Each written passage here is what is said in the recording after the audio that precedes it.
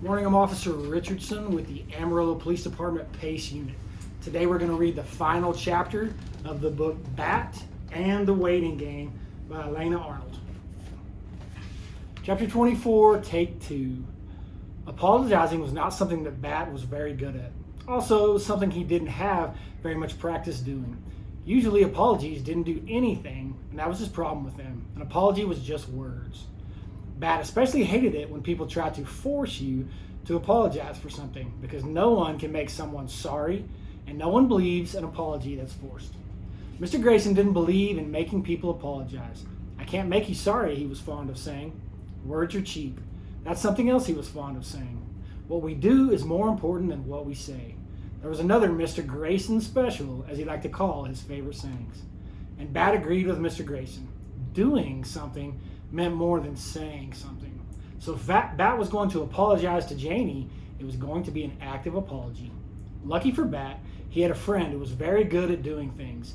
Better than Bat was, Bat admitted to himself. Bat liked to be good at things. He liked to be an expert. And to be an expert, you have to learn from experts. When Bat wanted to learn more about the care and feeding of skunks, he'd gone straight to a world skunk expert, Dr. Jerry Dragoo. I'm an expert at apologizing, Israel assured him, because I'm an expert at making mistakes. This weekend was an every other weekend, so Dad picked Bat up after school. Normally, they would have picked Janie up next, but Dad told Bat Janie would be spending the afternoon with one of her friends. The first thing Bat asked Dad before he even got into Dad's little car was, "Can you take me over to Israel's house after breakfast tomorrow? He and I have a project we need to work on." "A school project?" Dad asked. "No," said Bat, "a secret project." On Sunday evening at 5 o'clock, everything was ready. Bat and Israel had set up 2 rows of chairs in Israel's backyard.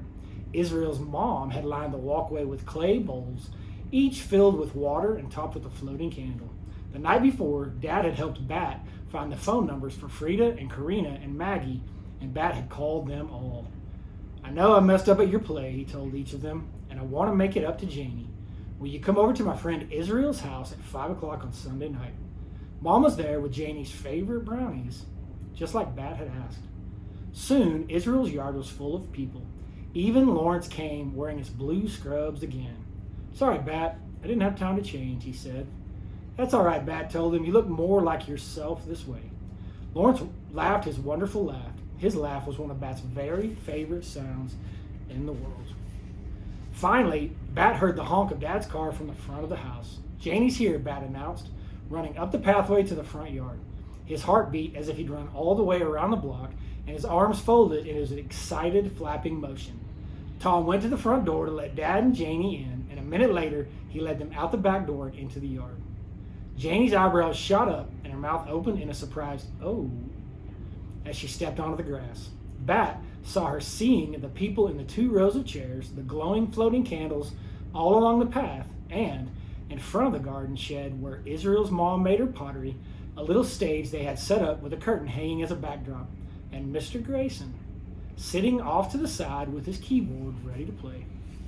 "What's all this about?" Janie asked Dad, who was at their side. "Ask Bat," Dad said, nodding in Bat's direction.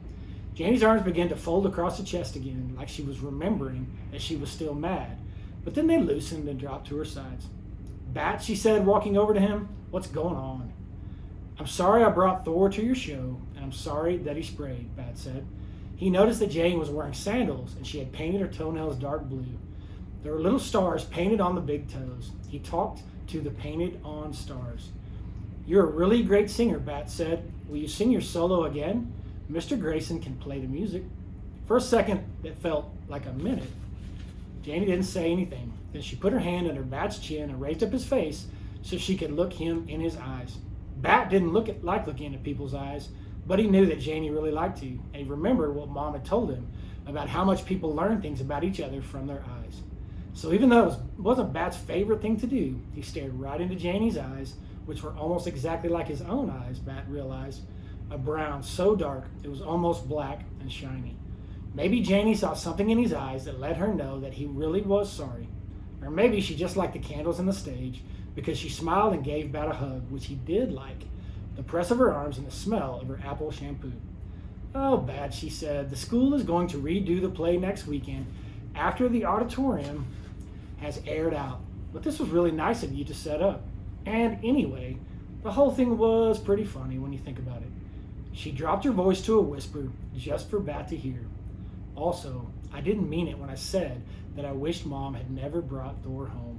I'm sorry I said that." She led him out of the hug and said to the audience, "Hello, everybody. Thank you for coming." And then everyone began to clap for Janie, her friends, and Bat's friends, and their family, and Mr. Grayson. And then Janie walked up to the little stage, and she nodded at Mr. Grayson to start playing. Bat sat down next to Israel, who had saved a seat for him. Then he pulled something out of his pocket to show Israel. It was the clay skunk Israel had made for him. "Hey," Israel whispered, "you're carrying it. That's cool." Bat grinned and rubbed his fingers along the clay lump, memorizing the way the words "from Israel" felt against his thumb. Thor wasn't with him, but Bat felt a sweet warmth in his chest, almost as if the skunk kit was cuddled there. Janie started to sing, surprising Bat all over again with her strong, clear voice.